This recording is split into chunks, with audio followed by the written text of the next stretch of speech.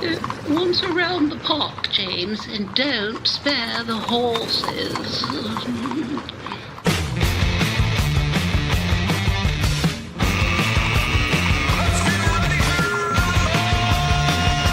It's showtime. Here we go. It's the penultimate daily of On the Ledge, your Ontario Politics podcast before Election Day. So here we go. We will be doing a podcast tomorrow just to sort of set the day, and then we'll wrap things up on the 28th. And just to kind of sift through the entrails that have been the campaign for the province of Ontario. So welcome in. It's good of you to join us. And for those of you who have been following us on YouTube, lots of really great comments lately, particularly on this show. But also, if you haven't seen it, sat down with retired Major General Scott Clancy. He was the former Director of Operations at NORAD at the end of his career. He has some pretty interesting insights into this whole question of what Trump is up to, our Arctic sovereignty, Arctic security. Those are two different things. If you get a chance, you might want to pop into Now and Next in the YouTube channel. Just check it out because it has really inspired a whole lot of interesting insights from those who've engaged with the show. And if you do see something you like, go to my website, davetrafford.com. And we're encouraging you to offer up your talkback message. You just push the button and you're there, and away we go. And if it's suitable, we'd be happy to include your comments in upcoming programs. All right, let's get around the table today. Here we go. It's Wednesday, February the 26th. We're recording at about 11:30 in the morning, just for those of you who are thinking, that sounds like it's old. Well, depending on when you listen to it, things may have changed by then. But this today, we typically feature our cast, our comms and strategy team. So Anne-Marie Aikins is here. Bob Reid, of course, from Broadway Strategy. Lindsay Broadhead, of course, handles the corp comms and has insights in terms of a whole bunch of other sort of the public service side of comms. And I really do want to get to it because we're going to talk a little bit about City Hall today. So I'm anxious to hear what Lindsay has to say about that. And our founding pollster, John Wright. Okay. You know, it's interesting as we have this conversation today around Queen's Park campaign and all the way through this. You know, I always hearken back to the guys I knew in the old days of radio who were so deeply embedded at Queen's Park. And I say that because yesterday I got an email from Tayler Parnaby's younger son, and telling me that he passed away. Tayler passed away earlier this week. And, you know, it's just one of those things where we've all had this in our lives where you end up in a space where you come across somebody who has such an influence over what you do. And they don't necessarily have to be really active, but it's just by their character and by just their example of what you do. And Tayler Parnaby was one of those guys. And I know we've all kind of had varying degrees of experience with him. And if you're new to Toronto or you're new to the market, you know, it's been a while because Hap was on the air until I want to say January the 25th, 26th, something like that, 2009. I'll get into the details of that. But here is Tayler Parnaby, and we were in the middle of a mayoral campaign here in the city of Toronto. And Hap was famous for his 10 to 12 news and commentary, which was started by Gordon Sinclair. And Hap carried that banner right through until 2009. We'll turn to something which I think will become an explosive issue in the Toronto municipal election campaign. It was Mr. Nunziata's turn around the boardroom table here at CFRB this morning.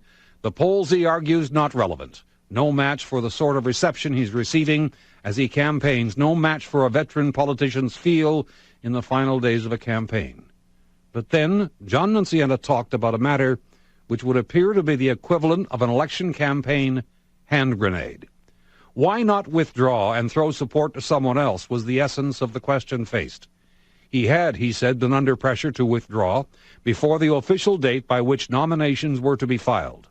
John Nunziata says people were offering money, six-figure money if he would step aside, money that would at least pay for the campaign expenses his team had already incurred. They even knew the cost of one of the contracts the Nunziata team had arranged, he said. He wouldn't name the people nor the candidate with whom they might have been associated, but he did make reference to telephone calls, to himself, others.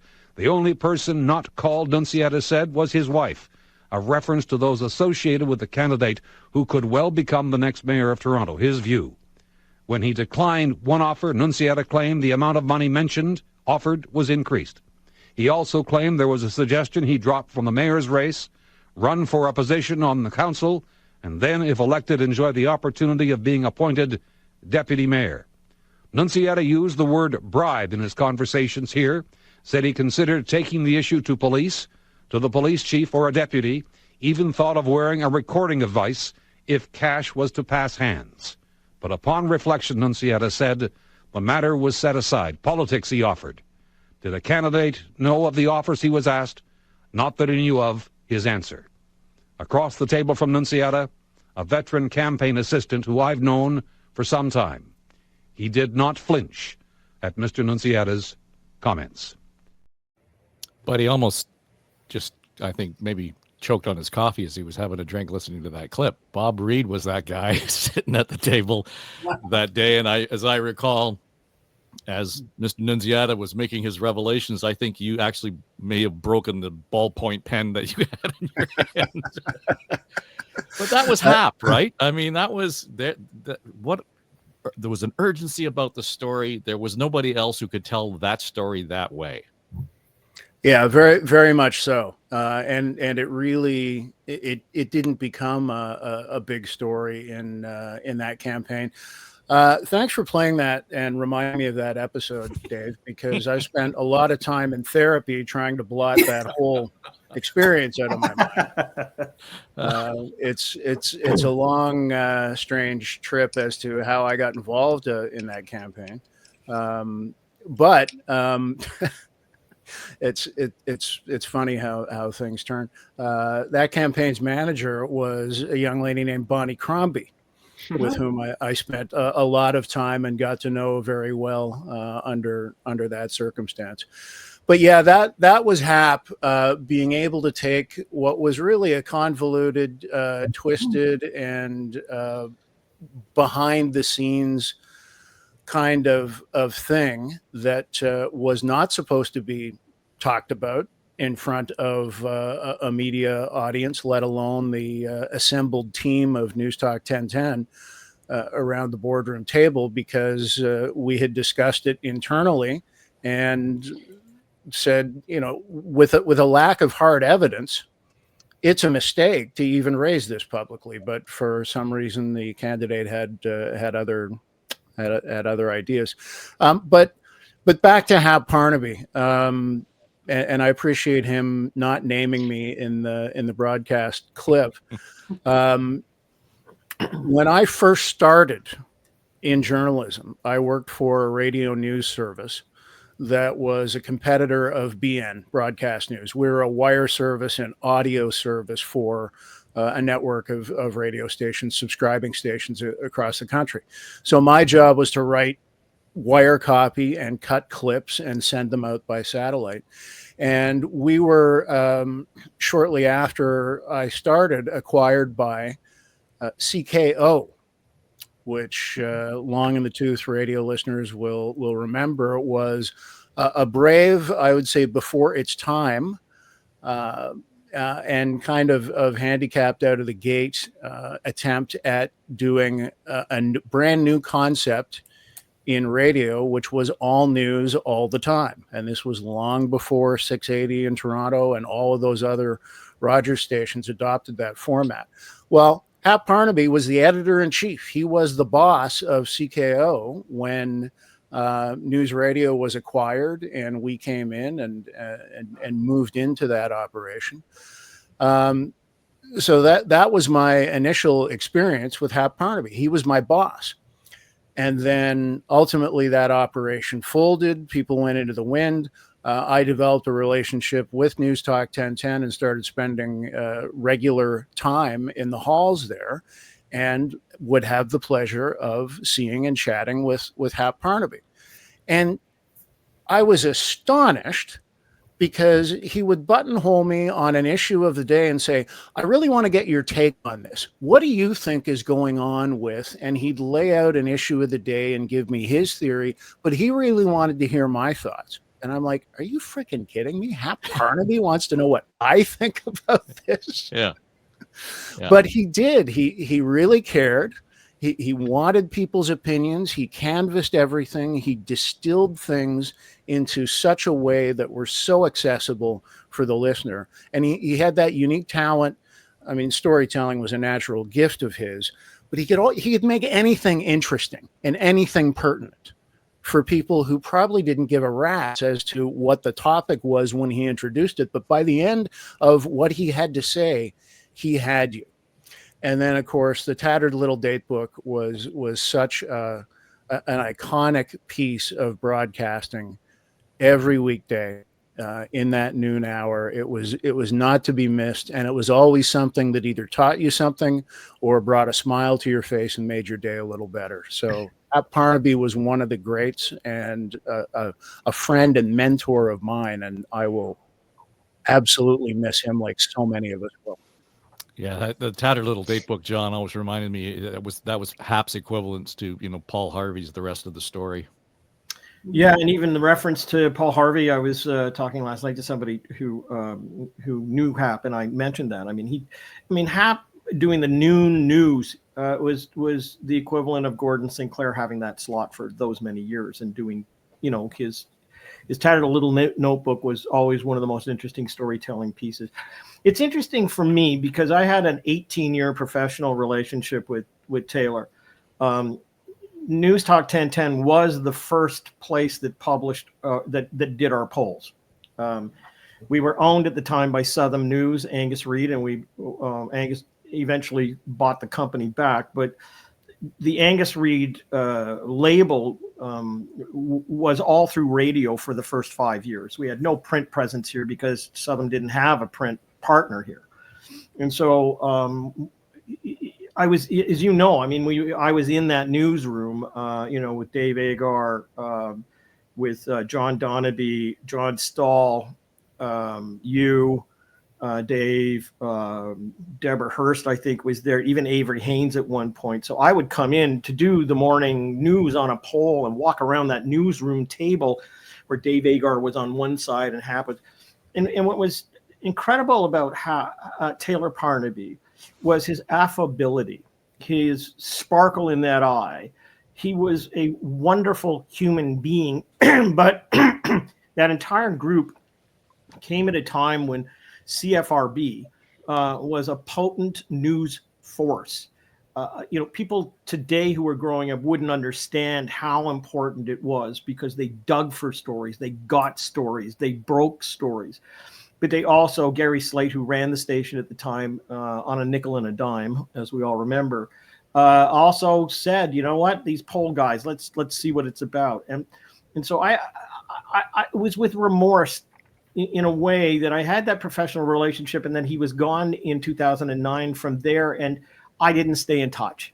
And I'm sure many people feel the same way because he was a wonderful human being.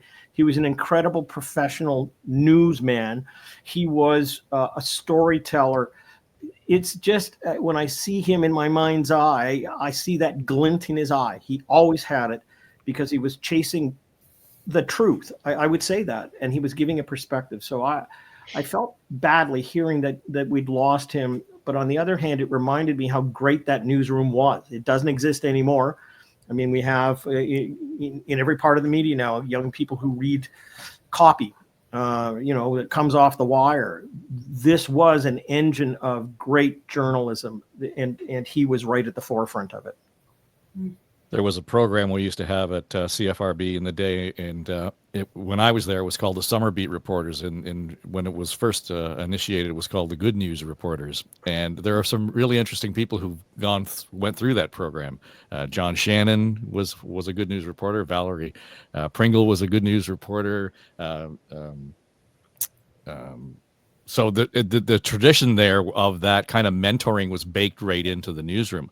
And I was on the radio this morning with John Moore, and we were talking about Hap and all of our reminiscences. But I said the key for me, and you alluded to it, Bob, was the mentoring that he did just by his presence. And I don't say it was passive; it was very active. And I recall his legacy right now in the form of Mark Carksole. And Mark is the breaking news reporter on the CBC News Network. And I hired Mark out of Humber as a summer beat reporter. And his first full-time day on the job was at Caledonia. And we had the blockades with First Nations blockades there, and they were ripping up the roads. And I kind of put Mark in there to sort of mind it on a weekend. And he was in there by himself, and then Hap came along, and all hell broke loose. And to this day, Mark recalls that as being the formative, point in his early career, because he and Hap Parnaby teamed up. They were the only two guys there. They told the story of what was going on in that community, and it was a difficult story to tell, just given the nature and the tense nature of the story. But he won an Edward R. Murrow Award, and Hap was the first one to, and they both won it, but Hap was the first one to really give Mark a pat on the back and well done. And to your point, Bob, he was always interested in the contribution of others on the team, And I think, John, to your point, when those young reporters came into that newsroom, I was able to look around the room and I said, I know you're having a great time at Ryerson at the time, or Humber or Seneca or Centennial, wherever you're going to school, and keep doing it. You're doing a great job, because that's why you landed this job. But there's 1,000 hours of experience in that room right there. And because of that, we all learned from it. But the thing that struck me most was that Hap was always in a learning moment. It felt like he was always, to your point, curious. So anyway, I wanted to make sure that we noted his passing. I have some audio that I'm going to actually put together and produce, and I'm going to put it into the Now and Next feed, and probably in a day or so. But anyway, thank you for indulging me. The memories of Tayler. The one thing that he did when he signed off, he would say, take care and thank you for your time. And that was Hap, right? Yeah. But I also remember that anytime I would go out on an assignment, and if it was on the road, big story, he'd just look at me and say, good hunting.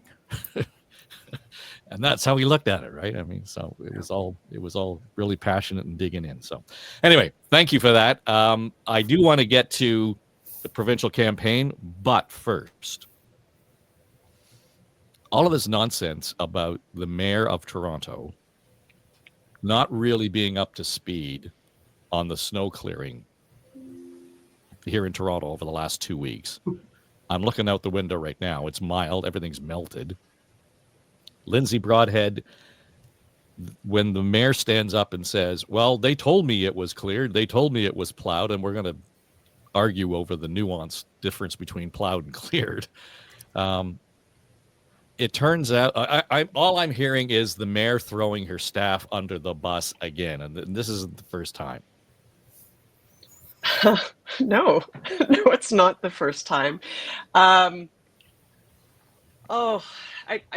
really wrestle with these questions. I worked there, and I always want to take the higher ground with regard to the political side of the house as well as the city staff side of the house.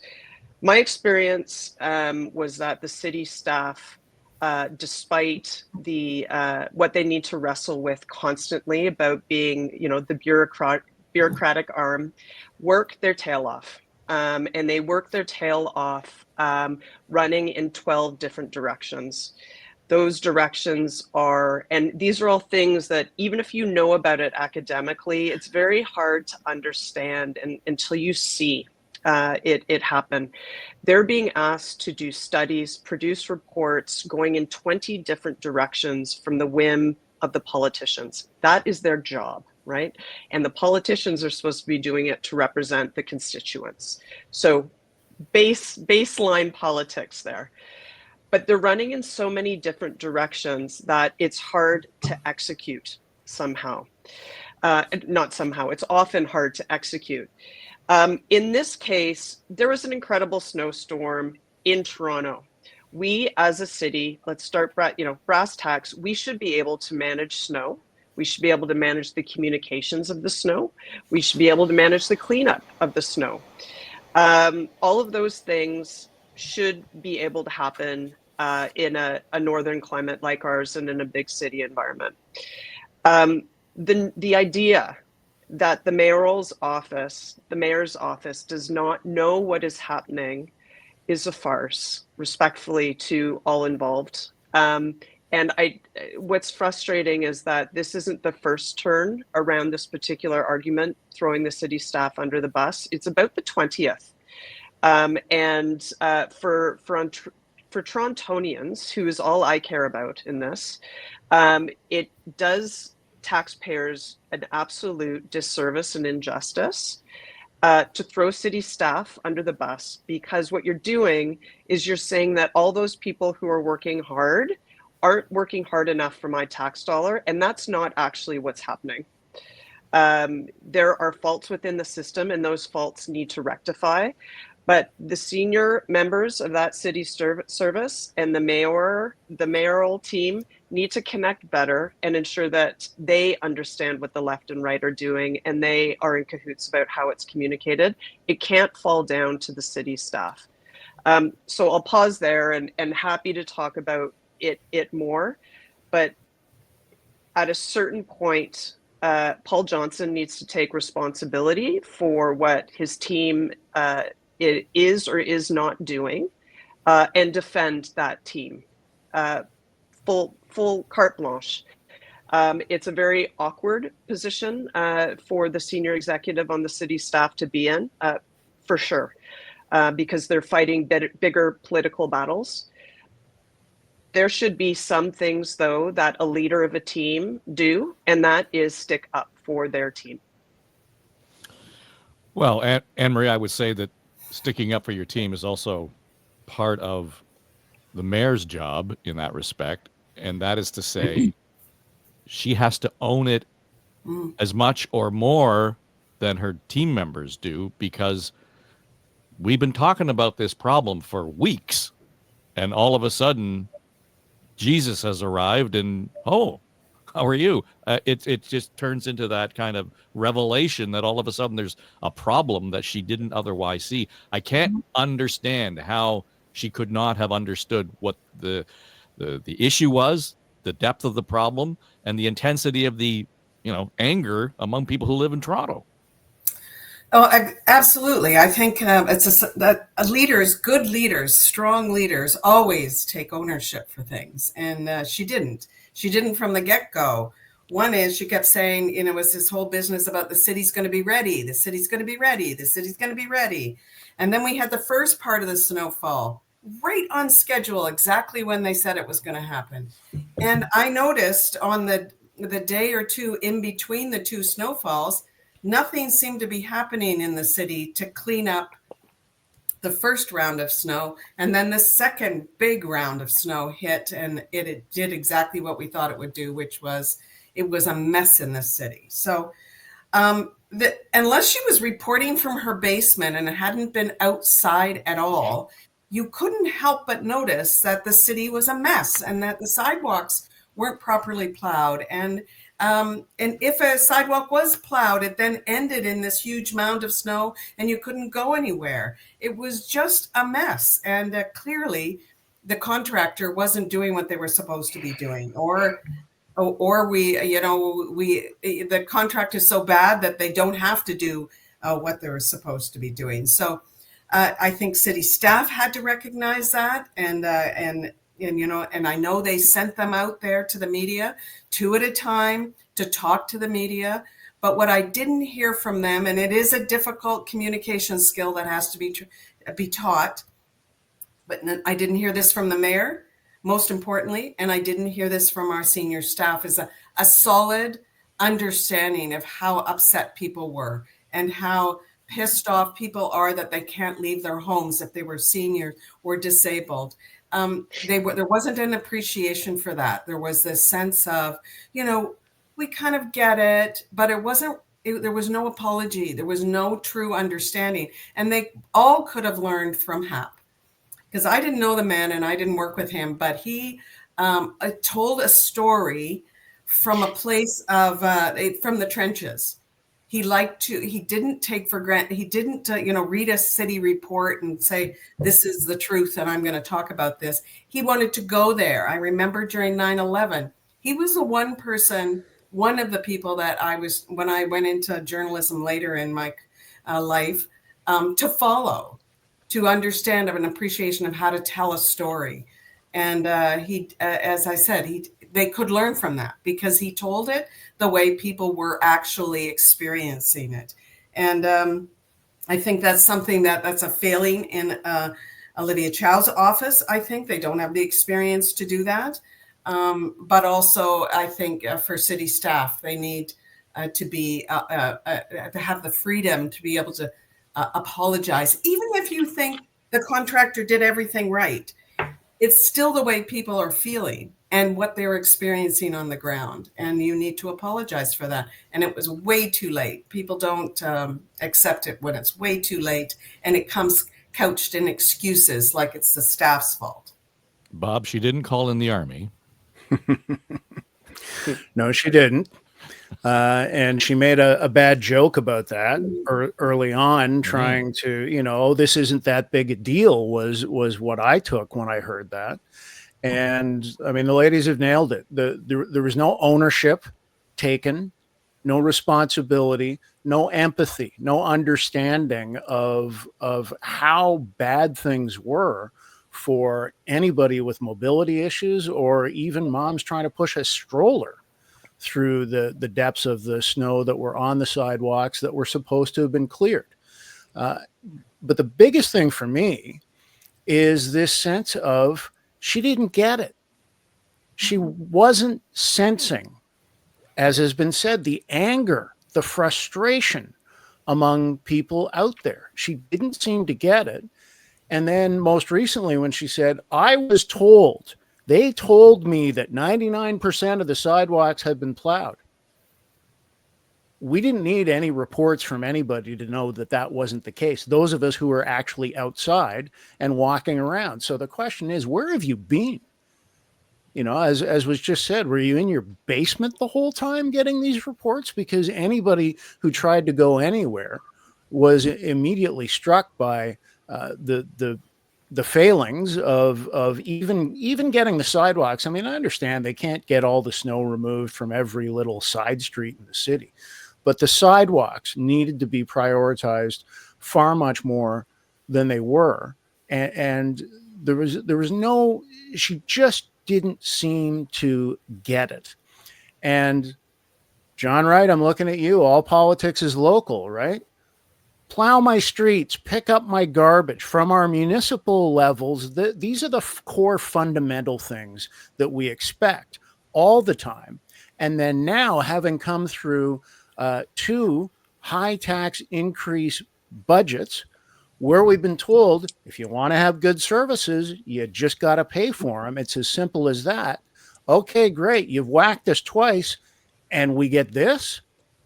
That's underpinning everything as well. So just colossal failures in reading the room, in understanding the frustration, and recognizing that there were serious problems here that ownership needed to be taken of. Well, the context is interesting, Bob, because the day that we had the storm and the first storm, and it was, it swamped us, was the day after we got the tax increase from City Hall, and as a result of that, we didn't get our garbage picked up because the garbage trucks couldn't get down the street. So, John, I dare say, at the risk of a bad pun, what's the likelihood that this snowballs and turns into something she can't shake? If you're looking at making another run at the mayor's chair, it sounds small, but I don't think it is going to be. No, absolutely. Bob hit the nail on the head, and that is, where candidates fail is where somebody pays $15 for a glass of orange juice. I think that if she's in office and did not intend to run for mayor again, this is a good idea to seal that notion, because I think it's the end of her political career beginning today. And precisely for that reason, if you look over the last 3 years, residential taxes for many of these places around town have gone up almost 25%. That's an incredible amount of tax.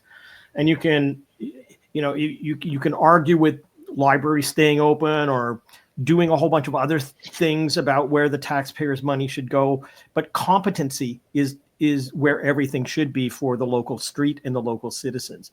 The one thing that's missing from all of this is a credible candidate to take her on. I think that, the Brad Bradfords and the others will step up, for the next election campaign. But there just doesn't, and I don't want to insult them because they're great people. I'm just saying that we've had heavyweights who have stepped into the ring. John Tory was a heavyweight. David Miller was a heavyweight. June Rowlands, not so much. I mean, in fact, if there's a comparison, it might even be Olivia Chow and June Rowlands, who didn't know who the Bare Naked Ladies were. But I think this is serious for her. And I am also with Lindsay. This is, the throwing staff under the bus. This is now becoming a common excuse. Whether it's about, I didn't get the email, so I didn't show up to the Israeli rally. I was too tired and I went home. Or it's, the vacant tax thing. I didn't know about it. Or this city is broken. Like, seriously, that's when you go out to the street and you say, I can't get this done after a 25% tax increase. This is the anger that swells from neighborhoods. The question is whether or not there is somebody to take that anger forward. And we had, that about a year and a bit to go, in that process. But you kind of take a look at the interim mayor, and when Tory stepped aside, there was Jen McKelvey from Scarborough. I know she doesn't want to be mayor, but it's kind of like, yeah, well, I would consider her a fairly heavyweight political force in this city if she wanted the job. So then the next question is, well, who's going to be the standard bearer for the Liberals and the Conservatives here? But I think, to Bob's point, I think Olivia Chow's political career ended this week, because it will now become a symbol that after 25% increase over these past few years, you can't even get a shovel in the ground to clear a street. And I think that bodes and traffic congestion downtown, it'll all be linked together. Why? Because it all affects us as neighborhood people. And this is where this politician has fallen down. Well, I'm just going to throw it out there and suggest we start a draft Tim Hudak movement. Absolutely. And he'll be on the show tomorrow, so we'll put it now. I know he listens to the radio version, so Tim, we're coming for you, man. Yeah, he'd be a great force. All right, so here we are. We're coming down to the final few hours of campaigning as we record this. And Lindsay, we've talked a lot about the juggernaut that is the Tory campaign. And say what you will about whether or not it was a necessary election, whether it was, opportunistic. I think that all of this has proven to be a case study in how you take advantage of the moment and take it to your political advantage. Of course, it's opportunistic. So we're going to get the government, as we've discussed, we're going to get the government we deserve. And it would look like, another majority or a larger majority for the Tories. Just, over the last 4 weeks, your takeaway from what we've seen, and considering it looks like fairly low voter turnout in the advance polls and so on. Yeah, on the whole, this has been a campaign that's reiterated the leadership of Ford, the leadership of this team, and how he's quite deeply entrenched in the province already. Not going to be moved. There are so many items, whether they're the big ticket, healthcare, congestion, transit, all the items that are heavily provincial for his files and his team. So many examples of where those services have diminished, failed. None of that has hit him. So whereas that same argument in a federal space, we keep hearing the last 7 years or however many years of Trudeau, 9 years, I guess, of Trudeau, that's a reason to throw him out and vote a different Liberal leader, a different color altogether, potentially go Polyev. That same rationale hasn't been sticky in the province at all. And I think it could be easily argued that the files are as challenged and touch closer to home, going back to the local argument that we were just considering. So Ford is a force in his populist approach. He's hard to tarnish, no matter what is thrown at him. It's been interesting. So parking Ford aside, it's been interesting to see the NDP Liberal battle. Everything that we've said disparagingly on this pod against the Liberal brand or the Liberal candidacy in Bonnie Crombie has kind of turned, frankly. Like, I feel that the strength that Bonnie showed, and at different points, observers on the show are saying that she's too hot, too much. I think it's been able to resonate with who it needed to resonate with. So no doubt for people who are voting NDP or PC, it didn't land well, but it didn't matter. I think she cut through to the potential Liberal votes well. And that's going to mean that they are going to achieve official party status and move forward. The big question there is, will she win her seat? And that's going to be, a choose your own adventure, and I'm sure will warrant a lot of dialogue and about 20 more podcasts like this to come. But those are the dynamics that I've been most intrigued with, less so the peripheral should we, shouldn't have had this election. Yeah, Anne-Marie, as Lindsay describes it, there's almost a reset or a realignment in our political landscape. It has less to do with the election than it does with sort of recalibrating where we are as voters across the province, because for the most part, the result is only reinforcing the idea that we didn't really need this election. He's already got the mandate, but it's readjusting where we land vis-a-vis, issues one way or the other, so that we have, the Liberals and the NDP back in more of what would be their traditional stomping grounds and beating the hell out of each other while the Tories are sitting on the sidelines. Yeah, I think the thing that stood out for me, other than the fact that we didn't need this election, but that stood out for me, kind of two things. One is the reason that we're in an election because of the tariffs and the Trump fears and so forth. And that's all people can think about, is how afraid they are. And fear is a very powerful motivator. It really is, much more than anger, much more than happiness. It is a very powerful motivator, and that's all people can think about, and it's distracted us. So he called this election to capitalize on that fear, and he has successfully kept the topic on that fear rather than all of the other things that we're angry about and we're disappointed about, and his failings and so forth. He's kept it on that, and so he'll get another majority government. I think he's not going to have an easy ride for 4 years. That's my far ahead, because I think there's an RCMP investigation just about to come out. I think there are some nasty things that I doubt he'll even be able to survive for the next 4 years. However, the Conservatives will. And I think one of the ways he did that was the same playbook he used the last election, which was don't talk to the media, limit who talks to the media.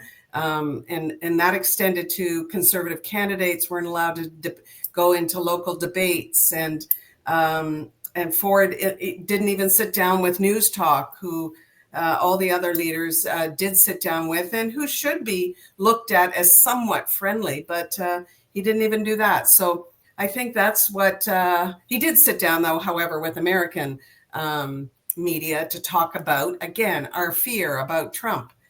And he's capitalized on that, an issue that really isn't in his purview, but he capitalized on the nonetheless. And that disappoints me about the not talking to media because it affects our democracy. It is important that our leaders be accountable not only to each other, and why we need a strong opposition. And I'm feeling a little more hopeful that we will have an opposition. But it is to be accountable to the media, which is the public. So that disappoints me terribly. It is just like what's happening across the border about limiting reporters' access, and that we should be all afraid about that, because that's what the future is. And I will give you a last time when he won by not talking to the media. What followed over the next 6 months was a silencing of his public agencies as well. That extended. I don't need the media, and you don't need the media, because it just complicates my life. You're not allowed to tell them the truth about anything. So that's probably going to double down those efforts, and that's not good for anyone. Bob, at the end of this next mandate, and the premier sitting in the chair, he'll have been premier of the province for 11 years, which is in and of itself, probably a surprise in most political careers. Yeah. But it also occurs to me that we're seeing probably the emergence of the big blue machine 2.0.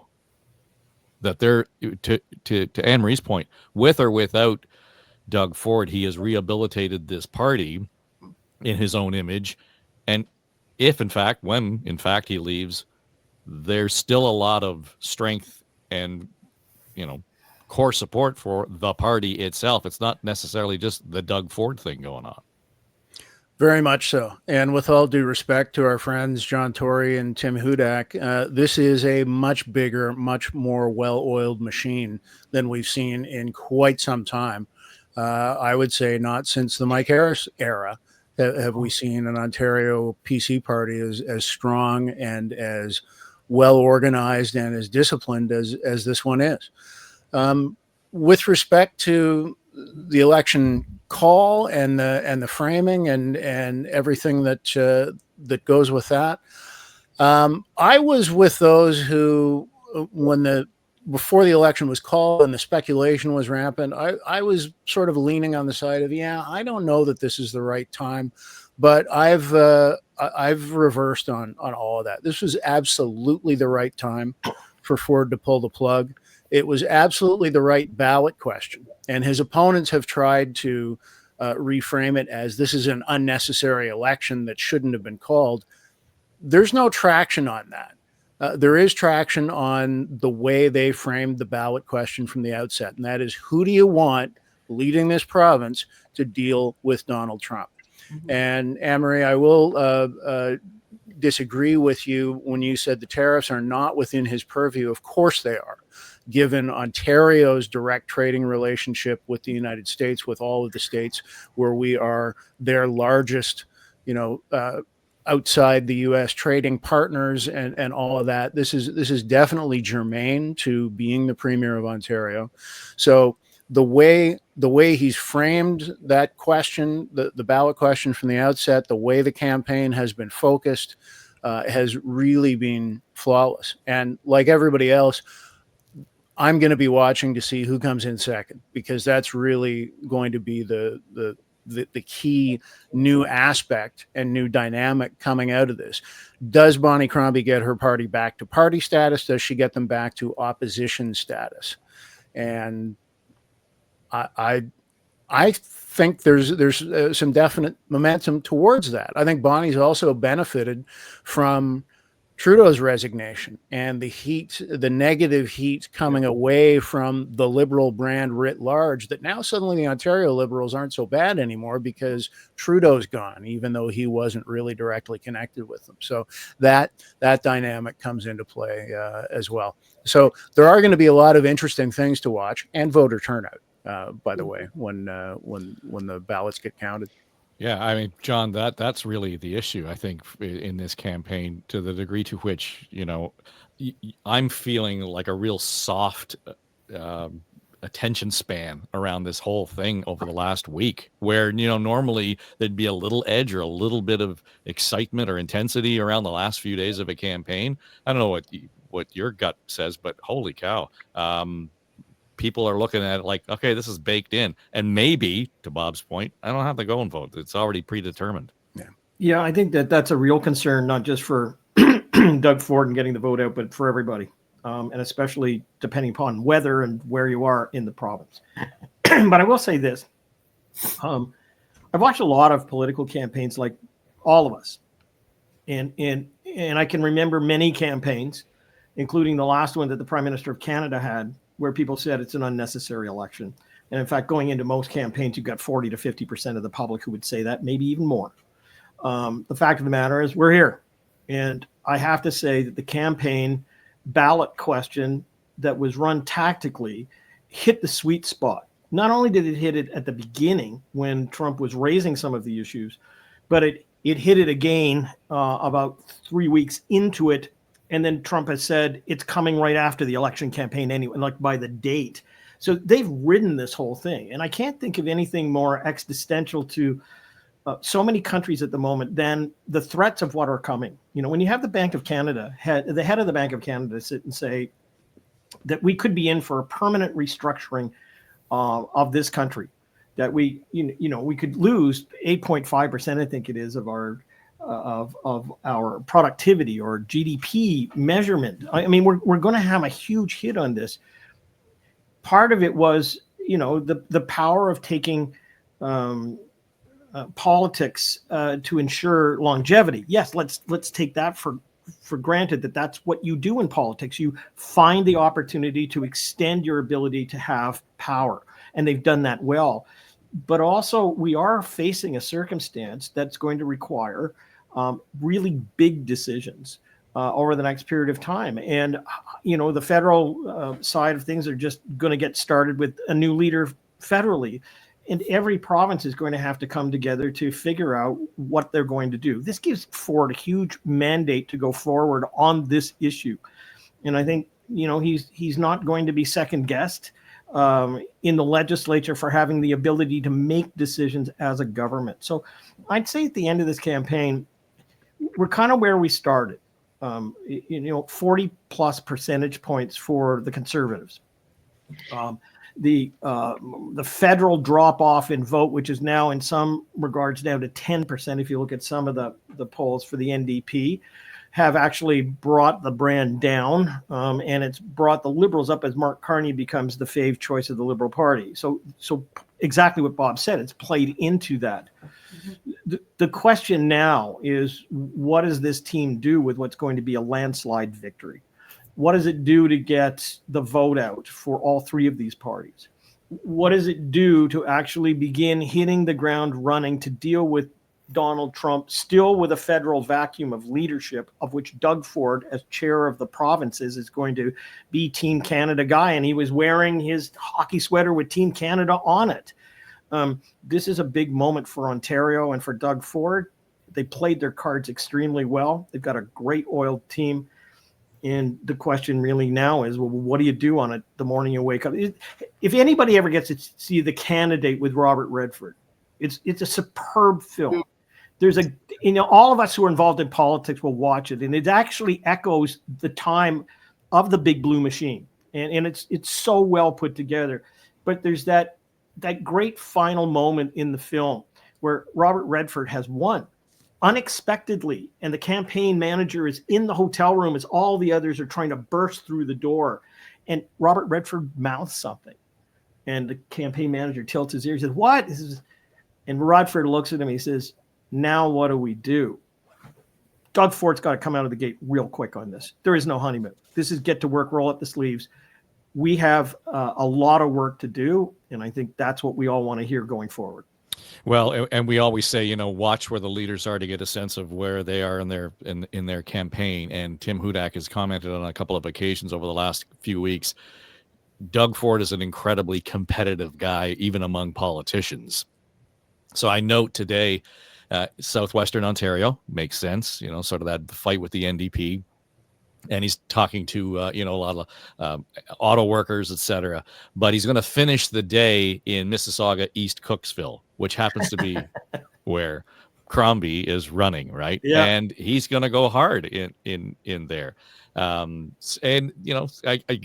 there's a bit of a twist, and the final step in the campaign, he's going to be in her backyard. So I think that's going to be the real issue, is to watch what happens, particularly in Crombie's backyard, especially. All right, so let's leave it there, and we'll get to when we reconvene in a couple of weeks with the cast. We'll get a sense of how quickly they jumpstart this new mandate, and away we go.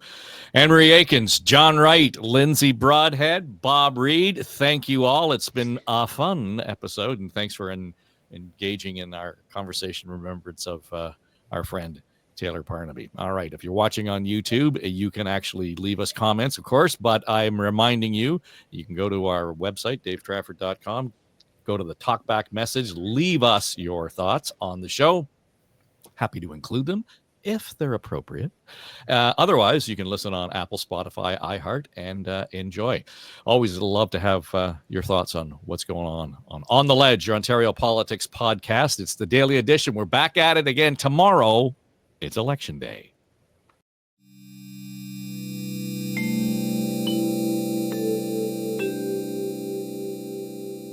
This is SSN. Story Studio Network.